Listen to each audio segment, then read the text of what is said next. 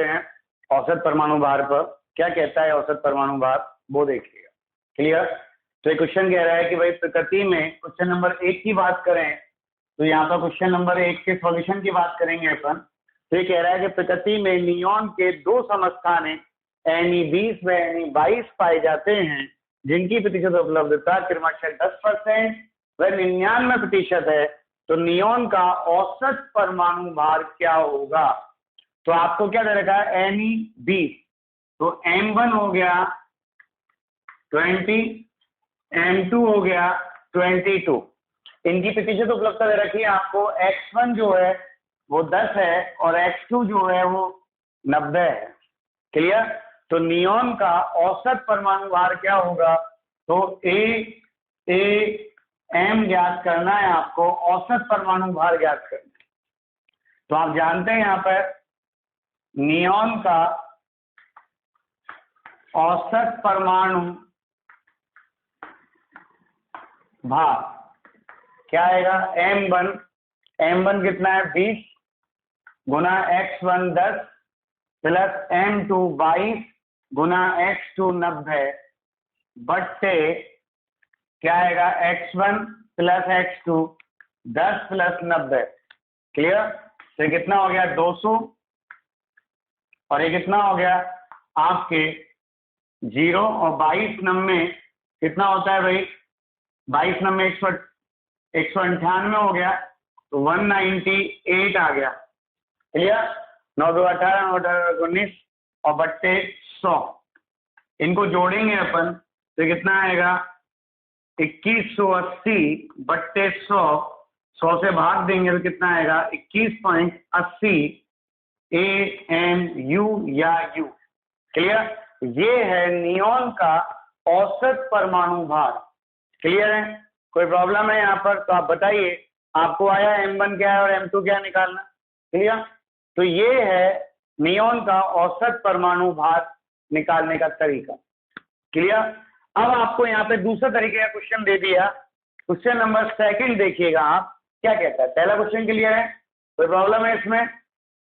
है क्या बेटा? देखो आप ढंग से, कोई दिक्कत हो तो मुझे बताइएगा। ठीक, अब अपन बात करें यहाँ पर, अब अपन यहाँ बात करें कि क्वेश्चन नंबर 2 क्या कहता है? देखिए, ये कह रहा है प्रकृति में क्लोरीन के 2 समस्थानिक है Cl35 और Cl37। तो यहाँ पर 2 समस्थानिक है, इसका एक का भार तो है 35 और एक का भार है 37। क्लियर? आगे क्या कहता है कि यदि क्लोरीन का औसत परमाणु भार 35.5 है, एवरेज एटॉमिक मास जो है वो 30.5 AMU है या U है, तो समस्थानिकों की प्रतिशत उपलब्धता ज्ञात कीजिए। आपको X1 और X2 ज्ञात करना है। क्लियर? अब आप जानते हैं कि इस प्रकृति में अगर क्लोरीन है तो उसकी कुल उपलब्धता 100% है परमाणुओं की। क्लियर? और 100% है तो X1 प्लस X2 का मान 100 है और X1 X2 का मान 100 है, तो माना X1 बराबर X है तो X2 बराबर कितना होगा? 100 माइनस X होगा। क्लियर? कोई प्रॉब्लम? अब यहां पर देखिए आपका सूत्र लगता है औसत परमाणु भार बराबर M1 X1 plus M2 X2 बट्टे X1 प्लस X2। यही आओ। अब यही आएगो तो आप देखो यहाँ पर औसत परमाणु भार कितना है इसका औसत परमाणु भार है 35.5। कितना औसत परमाणु भार? 35.5। M1 का मान कितना है इसका? M1 का मान है 35 गुना X1 का मान है X प्लस M2 का मान कितना? 37 गुना X2 का मान कितना? 100 माइनस X बट्टे X1 का मान कितना है? X और ये कितना है? 100 माइनस X। क्लियर? तो ये 100 बच गया, 100 को इधर गुना करेंगे तो ये 3550 हो गया। क्लियर? बराबर आ गया 35X प्लस 100 से इसको गुना करेंगे 3700 हो जाएगा और माइनस 37X। क्लियर? ये बचेगा माइनस का 2x, इधर माइनस का 2x आएगा, प्लस का 2x हो जाएगा। और 3550 इधर आएगा तो माइनस हो जाएगा, तो यहाँ 3300 माइनस 3550 घटाएंगे, कितना बचेगा 150। तो x बराबर कितना होगा 150/2 बराबर 75। क्लियर? तो x1 आ गया आपके 75% और x2 आ गया आपके 100 माइनस x मतलब 100 माइनस 75 मतलब 25%। बोलिए पहले आएगा कि नहीं आएगा? ये है आपका औसत परमाणु भार। क्या है आपका? औसत परमाणु भार। क्लियर? चल अब आप देखिए, आपके आपेक्षिक परमाणु भार और औसत परमाणु भार क्लियर है। अब हम बात करते हैं कि सर इलेक्ट्रॉन और प्रोटॉन और न्यूट्रॉन के बेसिस पर परमाणु भार को कैसे ज्ञात करते हैं। तो किसी भी तत्व का परमाणु भार उसमें उपस्थित न्यूट्रॉनों और प्रोटॉनों की संख्या या प्रोटॉनों के भार के योग के बराबर होता है। क्लियर? वो इलेक्ट्रॉनों पर निर्भर नहीं करता, क्योंकि इलेक्ट्रॉन का भार न्यूट्रॉन और प्रोटॉन की तुलना में नगण्य होता है, बहुत छोटा होता है, जो वहां पर उस मान को परिवर्तित नहीं करता या बहुत नगण्य प्रभाव पड़ता है। तो यदि मैं यहाँ पर इलेक्ट्रॉनों की संख्या में कोई परिवर्तन करता हूं तो उसके परमाणु भार पर कोई प्रभाव नहीं पड़ेगा। लेकिन यदि मैं यहाँ पर न्यूट्रॉनों और प्रोटॉनों की संख्या पर को परिवर्तित करता हूं तो उन पर प्रभाव पड़ेगा। क्लियर है? तो परमाणु भार परिवर्तित होगा। कैसे होगा वो देखिए, अपन इस एग्जाम्पल से लेते हैं। यहाँ आपको एक एग्जाम्पल दे रखा है क्या कि कार्बन 12 का परमाणु भार 12U है। यदि इसमें प्रोटॉनों की संख्या को आधा व इलेक्ट्रॉनों की संख्या को दुगना कर दिया जाए तो कार्बन के परमाणु भार पर क्या असर पड़ेगा? घटेगा या बढ़ेगा या कुछ अपरिवर्तित रहेगा? तो यहाँ पर देखो, इसका जो पुराना कार्बन था, इस कार्बन में प्रोटॉन कितने हैं? प्रोटॉन 6 हैं। और न्यूट्रॉन कितने हैं? न्यूट्रॉन भी 6 हैं। और इलेक्ट्रॉन कितने हैं? इलेक्ट्रॉन भी 6 हैं। तो यहाँ जो इसका परमाणु भार है वो 12 है पुराना। अब यहाँ पे इसको परिवर्तित करके प्रोटॉनों की संख्या को आधा कर दिया जाए तो प्रोटॉनों की संख्या कर दी आपके कितनी? आधी। आधी का मतलब 6 का आधा कितना हो गया? 3 हो गया। न्यूट्रॉनों की संख्या पे कोई फर्क नहीं डाल रहा, क्योंकि न्यूट्रॉनों की संख्या के बारे में कुछ लिखा ही नहीं। तो न्यूट्रॉनों की संख्या जो है वो वैसी की वैसी रहेगी, कितनी? 6। और इलेक्ट्रॉनों की संख्या जो है उसने कितनी कर दी? 2 गुनी कर दी। 2 गुनी का मतलब 6 गुना 2 बराबर 12। अब परमाणु भार इलेक्ट्रॉन की संख्या पर निर्भर नहीं करता, केवल न्यूट्रॉन और प्रोटॉनों पर निर्भर करता है। तो यह कितना हो गया? अब इसका जो परमाणु भार आएगा वो परमाणु भार इस स्थिति में कितना आएगा? 3 और 6 9। अभी तो अपन इनको जोड़ लें, कितना आ गया? 9। तो पहले कितना था? पहले परमाणु भार जो था, परमाणु भार जो था वो 12 था, 6 और 6। और ये बाद में कितना था? 9 हो गया। तो परमाणु भार घटाया, बढ़ा। तो परमाणु भार में क्या आई? कमी आई। तो यहाँ पर परमाणु भार में कमी कितनी होगी? कमी होगी 12 माइनस 9 बराबर 3। क्लियर? तो परमाणु भार में कमी कितनी आएगी? कितनी परसेंट आई? 3। पहले की तुलना में कितनी परसेंट आई? तो पहले कितना था? 12 था, गुना 100, ये 4 बार 4 से 25 बार, तो ये 25% की कमी आएगी। मतलब इस स्थिति में तक कार्बन का परमाणु भार 25% तक कम हो जाएगा। Any confusion? ये था आपके इलेक्ट्रॉन और प्रोटॉनों पर डिपेंडेंस किसकी? परमाणु भार की, उस पर एक न्यूमेरिकल। तो आप ध्यान दीजिएगा, यदि वो इलेक्ट्रॉन को चेंज करता है कोई फर्क नहीं पड़ेगा, लेकिन यदि वो न्यूट्रॉन और प्रोटॉन को चेंज करता है तो बहुत फर्क पड़ने वाला है। क्लियर? कोई दिक्कत है? चलिए अब हम बात करते हैं, ये तो हो गया सिंपल परमाणु भार। अब जो आपके इस मोल अवधारणा, जो मोल कंसेप्ट चैप्टर है, इस चैप्टर में सबसे ज्यादा जो काम आएगा वो आएगा ग्राम परमाणु भार। क्या क्या आएगा भार? काम ग्राम परमाणु भार या ग्राम परमाणु, ये शब्द काम आएगा। ग्राम परमाणु भार या ग्राम परमाणु। ओके, तो ये शब्द काम आएगा ग्राम परमाणु भार या ग्राम परमाणु किसे कहते हैं? तो जब किसी तत्व के परमाणु भार को ग्राम में प्रदर्शित किया जाता है, क्या कहा मैंने? जब किसी तत्व के परमाणु भार को ग्राम में प्रदर्शित किया जाता है तो उसे हम कहते हैं ग्राम परमाणु भार। मतलब कोई तत्व का परमाणु भार है, उसमें एएमयू को हटा के ग्राम लगा दें तो कहलाएगा उसका ग्राम परमाणु भार, और उसे ही हम कहते हैं ग्राम परमाणु। तो दो शब्द है, एक ग्राम परमाणु और ग्राम परमाणु भार है। तो ग्राम परमाणु भार का मतलब तो क्या है कि तत्व का जो परमाणु भार है उसके पीछे ग्राम लगा दो, और ग्राम परमाणु का मतलब 1 ग्राम परमाणु बराबर तत्व के परमाणु भार के पीछे भी ग्राम लगा दो। क्लियर? तो यहां पर क्या आएगी इसकी परिभाषा? जब किसी तत्व के परमाणु भार को, किसको बेटा? जब किसी तत्व के परमाणु भार को किसमें व्यक्त करते हैं? ग्राम में प्रदर्शित करते हैं या व्यक्त करते हैं तो इसे ग्राम परमाणु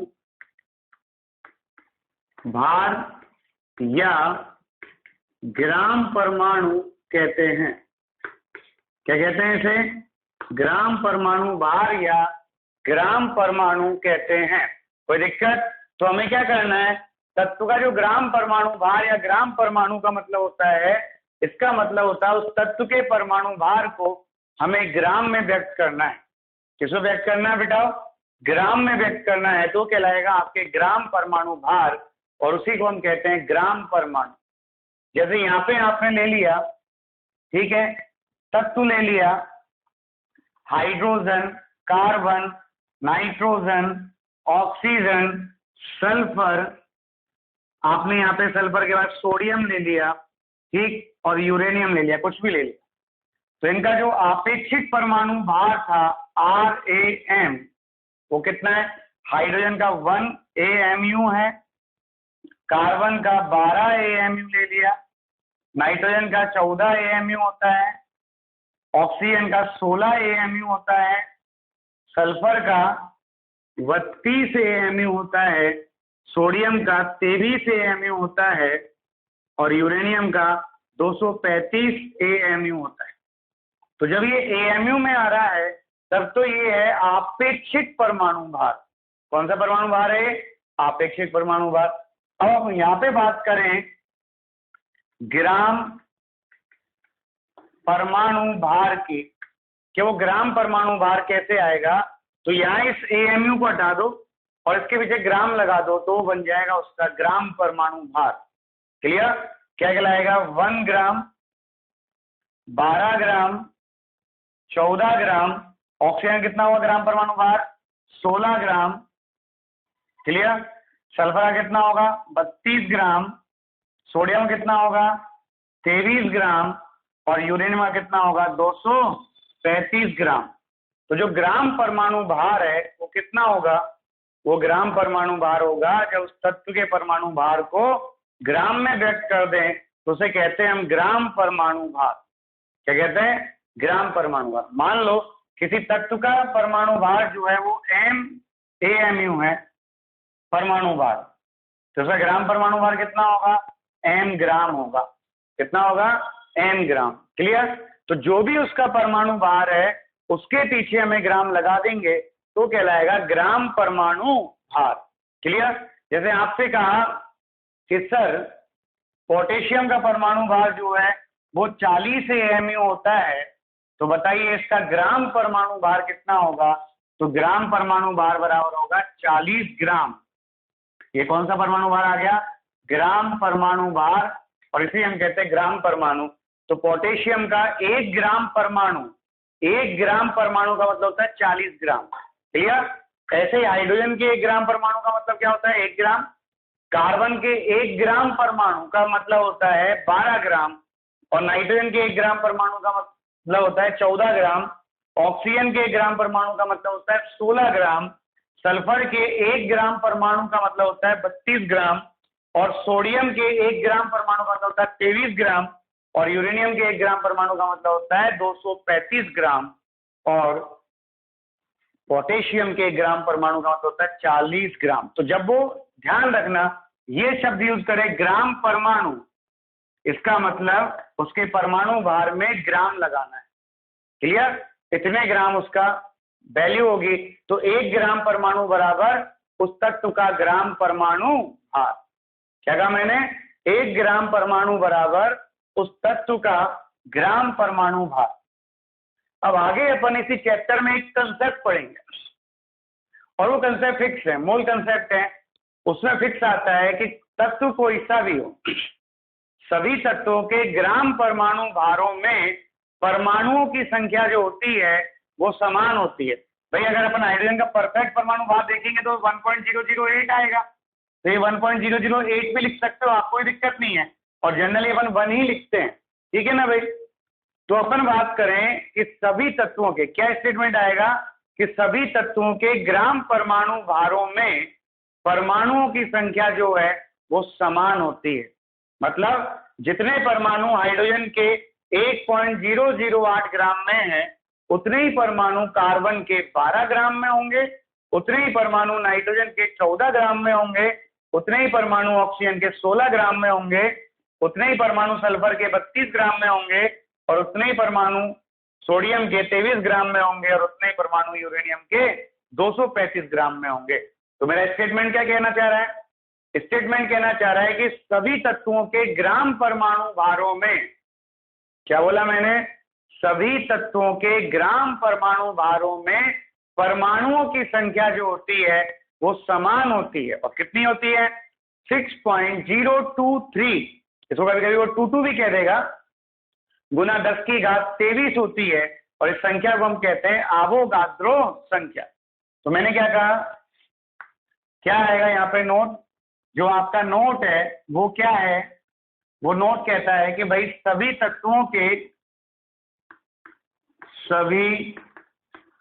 तत्वों के ग्राम परमाणु भार में परमाणुओं की संख्या समान 6.023 गुना 10 की घात 23 होती है। क्लियर? ये कहता है ग्राम परमाणु भारों में के लिए एक जनरल स्टेटमेंट, और इसको ही हम कहते हैं, आगे हम कहेंगे 1 मोल। इस संख्या के बराबर परमाणु जिस भी भार में होंगे उस परमाणुओं का 1 मोल कहलाएगा, और इस संख्या को हम कहते हैं आवोगाद्रो संख्या। क्या कहते हैं इसे? आवोगाद्रो संख्या। और इस आवोगाद्रो संख्या का मान कितना है? इसका मान होता है 6.023 इंटू 10⁻23, और इसे शॉर्ट में रिप्रेजेंट करते हैं ए से, आवोगाद्रो नंबर, मतलब आवोगाद्रो संख्या। तो आप क्या समझे? आपको एक चीज माइंड में सेट कर लेनी है अब कि भैया सभी तत्वों के ग्राम परमाणु भार में परमाणुओं की संख्या समान 6.023 गुना 10 की घात 23 होती है, मतलब 23 होती है। क्लियर? तो जितने परमाणु हाइड्रोजन के 1.008 ग्राम में हैं, उतने ही परमाणु यूरेनियम के 235 ग्राम में होंगे, क्योंकि यूरेनियम का 1 ग्राम परमाणु बराबर कितना होता है? 235 ग्राम होता है। क्लियर? कोई दिक्कत है क्या बेटा? नहीं है? तो ये है आपके कंसेप्ट। क्या? कि भाई मान लो किसी तत्व का परमाणु भार जो है वो MaMu है, तो इसके m ग्राम में कितने परमाणु होंगे? 6.023 इंटू 10⁻23 परमाणु होंगे। क्लियर? आपसे कह दिया कि भाई किसी तत्व का परमाणु भार जो है वो 35.5 है, तो इसके 35.5 ग्राम में, ये ग्राम परमाणु भार बन गया ग्राम लगाते, इसमें कितने परमाणु होंगे? 6.023 इंटू 10⁻23 परमाणु होंगे। कोई कंफ्यूजन? तो जो भी तत्व का परमाणु भार है, यदि मैं उसमें ग्राम लगा दूंगा तो उसमें परमाणु की संख्या फिक्स है, कितनी? 6.023 गुना 10 की घात 23। कितनी है? 6.023 गुना 10 की घात 23, जिसे हम कहते हैं अवोगाद्रो संख्या। इसे हम कहते हैं ग्राम परमाणु भार या ग्राम परमाणु। अब देखिए, आपको मान लो किसी पदार्थ का भार दे रखा हो तत्व का, और उसमें पूछे कितने ग्राम परमाणु होंगे या कितने परमाणु होंगे। दोनों की में अंतर है, परमाणु संख्या में और ग्राम परमाणु में, दोनों अलग अलग हैं। तो यहाँ पे आप देखिएगा, अपन बात करें ग्राम परमाणुओं की संख्या कैसे निकालेंगे, तो ग्राम परमाणुओं की संख्या निकालने का तरीका होगा तत्व का भार जो भी दे रखा है वो बट्टे किसका भाग देंगे, ग्राम परमाणु भार का भाग देंगे। क्लियर? किसका भाग देंगे भाई? ग्राम परमाणु भार का भाग देंगे।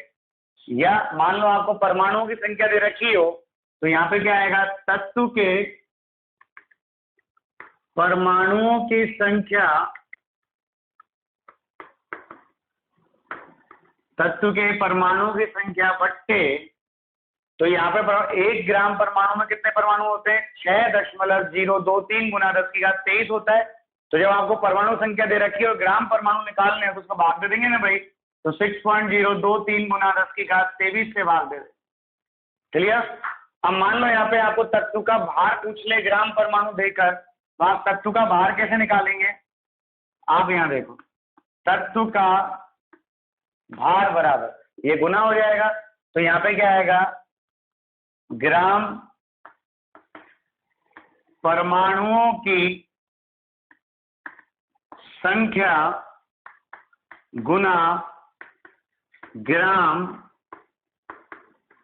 परमाणु भार। क्लियर? क्या आएगा, ग्राम परमाणुओं की संख्या गुना ग्राम परमाणु भार। क्लियर? और यहाँ पे अगर आपसे तत्व के परमाणुओं की संख्या पूछे कितने परमाणु होंगे, तो वो तो परमाणु है और ये ग्राम परमाणु है, ये भार है और वो परमाणुओं की संख्या। तो ये भार कितना, जितना उसका परमाणु भार है उसमें ग्राम लगाना है आपको। क्लियर? तो यहाँ पे क्या आएगा, तत्व के परमाणुओं की संख्या बराबर क्या आएगा, यहाँ पर ग्राम परमाणुओं की संख्या गुना, इससे गुना हो जाएगा, तो गुना क्या होगा, 6.023 इंटू 10⁻23 से गुना होगा। क्लियर है? इतने परमाणु होंगे उस तत्व में। क्लियर? अब हम यहाँ पे बात करें कि क्वेश्चन कैसा आएगा। जैसे मान लो आपसे पूछ लिया कि कार्बन के 2.4 ग्राम में ग्राम परमाणुओं की संख्या व परमाणुओं की संख्या क्या होगी। ओके, तो यहाँ पे आपसे पूछ ले ग्राम परमाणु की संख्या व परमाणुओं की संख्या क्या होगी, तो यहाँ पे आप देखिएगा सॉल्यूशन क्या आएगा इसका। तो आपसे ग्राम परमाणु पूछे तो ग्राम परमाणुओं की संख्या तो ये वाली है और परमाणुओं की संख्या ये वाली है, ये ध्यान रखना। ठीक, तो यहाँ पे आपसे पहले पूछा ग्राम परमाणु संख्या, तो यहाँ पे आया कार्बन के ग्राम परमाणुओं की संख्या कितनी आएगी। आपको लिया है तत्व का भार, तत्व का भार कितना है 2.4 ग्राम बट्टे तत्व का ग्राम परमाणु भार कितना है 12 ग्राम। तो 2.4 में से पॉइंट हटाया 120 हो गया और 24 से 120 5 बार कटा तो 1/5 मतलब कितना हो गया भाई 0.2 ग्राम परमाणु आ गया। कितना आ गया ये 0.2 ग्राम परमाणु, और इससे ही ग्राम परमाणु को आ गया मोल कहेंगे, तो ये कितना बन गया 0.2 मोल। कितना मोल बन गया 0.2 मोल। आगे कहेंगे जब मोल की परिभाषा पढ़ेंगे तो यही मोल कहलाएगा। क्लियर। अब आपसे यहाँ पूछ ले कार्बन की परमाणु संख्या पूछता है अगला, कि परमाणु की संख्या कितनी होगी, तो यहाँ पे कार्बन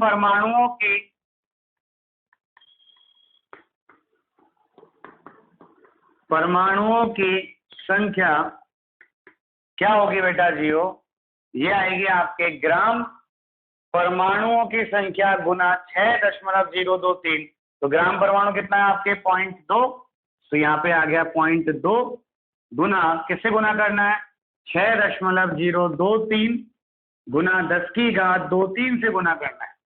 क्लियर, कितना आएगा 0.2 से गुना करेंगे तो 6, 4 0 और 12 और कितना हो जाएगा भाई, 3 के बाद लगेगा एक 4 ही हो जाएगा, तो 1.2046 गुना 10⁻23 परमाणु, ये शब्द आएगा। कोई कंफ्यूजन है तो आप बताइए, है क्या बेटा? तो ये होता है आपके ग्राम परमाणु और परमाणुओं की संख्या ज्ञात करने का तरीका। अगर कोई दिक्कत है आपको तो आप बोलें। क्लियर, चलिए, थैंक यू।